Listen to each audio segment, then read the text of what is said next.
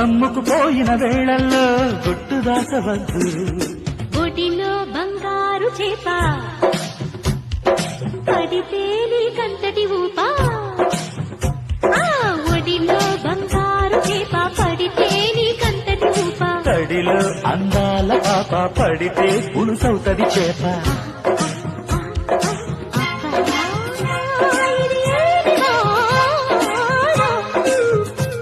అబ్బబ్బా ఇది ఏమి వాన. చిటుకులు తెలిసిన చిటపట చినుకులు పిటపిటలాడిన పరువపు తడుకులు. ఆహా ఆహా